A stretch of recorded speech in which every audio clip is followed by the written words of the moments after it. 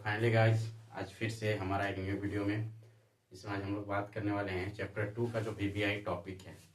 तो चलिए देखते हैं क्या क्या है क्लास 10 का चैप्टर 2 मैथ्स में वीवीआई टॉपिक। देखिए चैप्टर 2 जो है वो है बहुपद। चैप्टर 2 जो है वो क्या है? बहुपद। ठीक है, इसमें सबसे पहला टॉपिक जो है सबसे वीवीआई टॉपिक है। इसमें पूछता है पीएक्स के शून्याङ्कों की संख्या। पीएक्स के शून्याङ्कों की संख्या। ठीक है, ये 1 मार्क्स में बेसिकली पूछता है। ठीक है, पहले पूछता था पीएक्स के शून्याङ्कों की संख्या। ये ग्राफ वाला, ये तो लगभग सबको पता होना चाहिए कि जो पीएक्स में है, पीएक्स यानी कि एक्स अक्ष में, जैसे ये एक्स एक्सिस है, ये एक्स अक्ष है और ये कौन सा अक्ष है? वाई अक्ष। ठीक है, तो एक्स अक्ष में जितना बार भी कटा हुआ रहेगा इसको हम लोग क्या बोलते हैं? पीएक्स का शून्याङ्क। ठीक, जैसे यहाँ पे कितना बार कटा है? 1 2 3, तो पीएक्स का जो शून्याङ्क है, पीएक्स के शून्याङ्क 3 है। कितना है? 3। ठीक है, ये हो गया आपका पहला टॉपिक। ठीक है, अब देखिए इसके बाद जो है इसमें बेसिकली पूछता है द्विघात बहुपद के बारे में।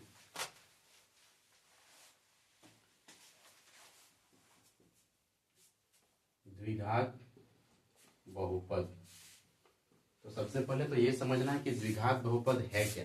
ठीक है, जैसे देखिए द्विघात, द्वि का मतलब होता है दो, द्वि का मतलब दो, और घात, घात यानी कि पावर, घात यानी कि पावर। तो जब भी किसी भी बहुपद का घात 2 हो यानी कि पावर में 2 हो तो उसको हम लोग द्विघात बहुपद बोलते हैं। जैसे मान लेते हैं कुछ है x² plus 4x plus 6 equal to 0। ठीक है, प्लस 6 इक्वल टू ये x² प्लस 4x प्लस 6, ये द्विघात बहुपद है। ठीक है, अब देखिए हम लोग क्या करते हैं, सबसे पहले इसमें जैसे 1 मार्क्स में यदि पूछता है तो पूछता है द्विघात समीकरण बोले या तो फिर द्विघात बहुपद का द्विघात समीकरण का रूप किस प्रकार का होता है ना? ax² plus bx plus c equal to 0। ये हो गया द्विघात समीकरण। ठीक है, द्विघात बहुपद बोलेगा तो इक्वल टू 0 नहीं होगा, सिर्फ ax² plus bx plus c। ठीक है, जब भी हम लोग किसी को इक्वल टू 0 कर देते हैं तभी वो समीकरण के रूप में आता है या समीकरण कहलाता है। ठीक है, ये हो गया द्विघात बहुपद। अब हम लोग इसमें जैसे हम लोग जानते हैं कि इसका शून्याङ्क, आखिर एक टर्म था यहाँ पे शून्याङ्क। तो शून्याङ्क क्या चीज है ना? वैसा वैल्यू या वैसा मान जिसको हम लोग बैठाएंगे तो पूरा समीकरण का, पूरा बहुपद का मान 0 हो जाएगा, तो उसको हम लोग बोलते हैं शून्याङ्क। क्या बोलते हैं? शून्याङ्क। ठीक है, जैसे देखिए तो शून्याङ्क हम लोग बिना सॉल्व किए कैसे पता कर सकते हैं इसका कितना शून्याङ्क होगा? तो जो रैखिक समीकरण होता है, रैखिक यानी कि इसका घात 1 होता है, कुछ नहीं, इसका घात 1 होगा, उसका शून्याङ्क भी 1 होगा। इसका जितना घात उसका उतना ही शून्याङ्क। जैसे द्विघात का घात 2 होता है तो इसका शून्याङ्क कितना होगा ना? 2। कितना होगा? 2। ठीक है, तो मान लेते हैं ये जो है द्विघात समीकरण। ठीक है, इस द्विघात समीकरण का शून्याङ्क है एक अल्फा और दूसरा है बीटा। दूसरा क्या है? बीटा। ठीक है, तो शून्याङ्कों का योग और गुणनफल दो चीज होता है। एक होता है शून्याङ्कों का योग, शून्याङ्कों का योग, शून्याङ्कों का योग यानी कि दोनों का जोड़, यानी कि अल्फा प्लस बीटा। तो alpha plus beta equal to formula होता है -b/a।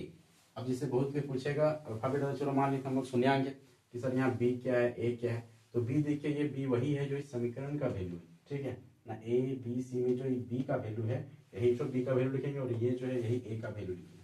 ठीक है, तो इससे शून्याङ्कों का योग हो गया। शून्याङ्कों का योग के लिए फॉर्मूला होता है। फिर इसमें पूछता है शून्याङ्कों का गुणनफल, शून्याङ्कों का गुणनफल, गुणनफल यानी कि गुना, तो अल्फा इंटू बीटा, तो अल्फा इंटू बीटा बराबर होता है c/a, c/a। ये जो है रिलेशन है।